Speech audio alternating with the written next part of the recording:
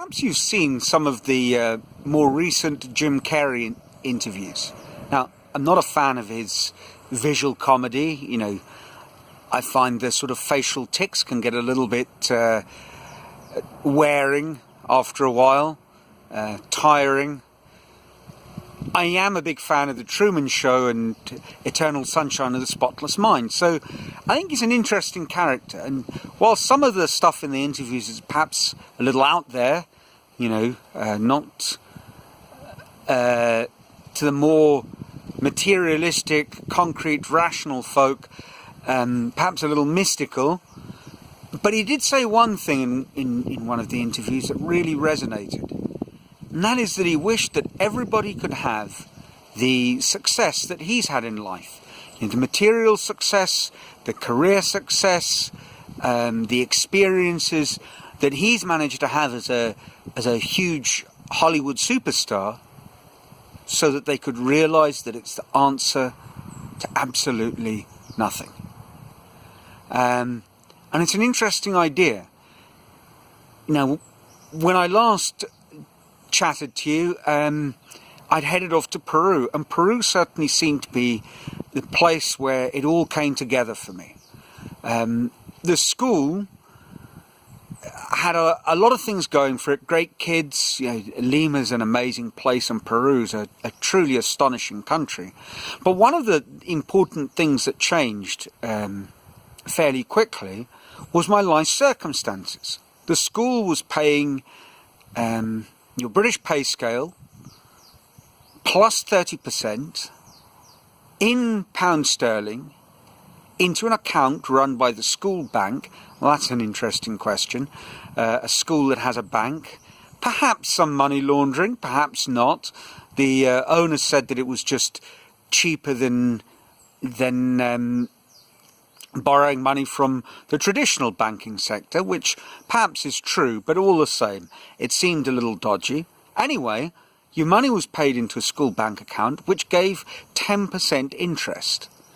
And you didn't just get 12 salaries per year, you got 14. So, you know, it wasn't all roses, by the way. In the summer months, you might not be paid for a while if the school didn't have cash flow. So it was quite exciting times, but it was more money than I'd imagined I'd be earning. And it was in a country where the cost of living was really, really, really cheap. You know, I was renting a two-bedroomed apartment. It was $400 a month, and I had someone renting out one of the rooms from me. That's another story. So I quickly found that financially I was doing very well. And in fact, to the point where after my first year, I realised that I couldn't, well, I could have, but I wasn't spending my my salary. There was a sort of built-in savings scheme. So, you know, I was saving for the future. Life was really looking pretty rosy. Another area where things changed is, you know, I started to address, I suppose, some of my complexes and insecurities. And now, no one's ever called me shy, but I think with girls, I just didn't really have the answers. I sort of thought you needed some kind of clever chat-up line, or you needed to be, you know, a tall, dark stranger, and I wasn't. You know, so I felt like a bit of a fish out of water in South Africa, and I wasn't sure what to do about it. And when I got to Peru, I discovered, you know, overnight everything had changed. I mean, besides the fact that I was suddenly one of the leading earners in any place where I went. I was also tall. Now, I hadn't sort of sprouted another 6 inches. I was the same old 5'7", just that the average Peruvian is not 5'7". And I'd gone from feeling I was maybe a bit nerdy or an ordinary sort of guy, to being exotic. And And the problem with chat-up lines, I discovered quite quickly, that if I just discussed eyes, if I said to a girl, you've got really beautiful eyes, she'd look at my blue eyes, which were, like, I don't know, something from heaven, ridiculous, but true. She'd look at my blue eyes and say, lovely, blue eyes. And so there I was suddenly, something like a football player or a rock and roll star, except I was just me. It was incredible. And over the years, I'm not complaining, by the way, I had an absolutely fantastic time. And people who bemoan the fate of rock and roll stars and the difficulties they face, the paparazzi and what have you. Well, I didn't have any paparazzi chasing after me, but anyone who complains about the problems of this sort of superficial, in inverted commas, glory, and cashing in on it, I'm sorry, it was a lot of fun. And it was a lot of fun for a long time. But now that I'm kind of looking back on it, no regrets, wonderful time, what I do realise is the truth of what Jim Carrey was saying. I was having a wonderful time, I was going to parties, I was, doing pretty much, going on the holidays I'd always wanted to, meeting people that I'd always wanted to and perhaps was too shy to talk to, having amazing experiences.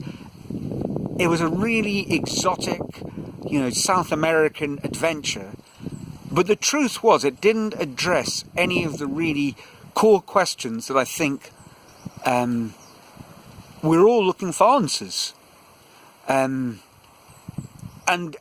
when I was younger, I'd sort of dismissed some of those questions, and I guess the most basic of them, I remember there was a time, it was a very difficult moment in our family history. My father was going through dreadful back trouble, and although we didn't know it that night, he was about to be paralysed for 6 months, and all the worries and fears that would bring up were slowly kicking in. And he'd been given umpteen painkilling shots, and he was biting on a towel and in screaming agony, and we were sort of taking it in turns, talking to him and keeping him company, waiting for my uncle to come round, the cavalry, to somehow tell us that it was all going to be okay. And in one of the breaks, I was talking to my mum. This was after my first semester of university at Cape Town, and we were having one of those sort of heart-to-heart, soul-searching conversations, listening to Charlie Christian, if you don't know, the sort of inventor of jazz electric guitar. And at some point, in the sort of pretentious way that maybe people in their late teens who've just gone to university can be a little prone, I said, look, I don't want to be happy. I'll trade happiness to really do something wonderful, to accomplish something in my life. I'll sacrifice happiness to do something great.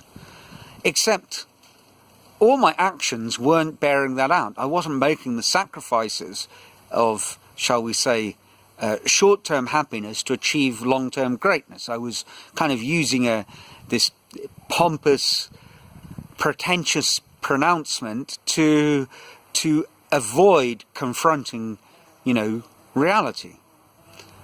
That's another story. I've sort of been delving into it in the past, and I'm sure I'll dip back into it in the future. The truth was, though, that I sort of meant what I said. And I realise now, actually, first of all, it's obviously not mutually exclusive. You can chase after success or glories or greatness or do wonderful things or meaningful things and actually be happy as well. But I think the real key to happiness lies in a more deeper understanding of the whole concept. And I think one of the things that Jim Carrey seems to be dancing around is something that is connected to the answer to that question. And so I think in my next series of videos, I'm going to look at happiness, at what makes us happy, my own happiness.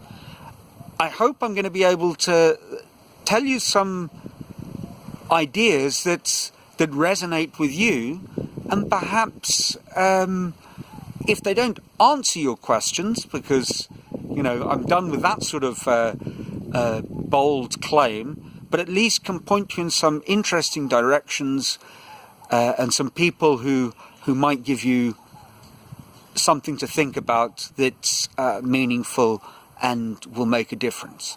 So until the next time, you know, we're about to embark on an exciting journey of the pursuit of happiness. Until then, ciao.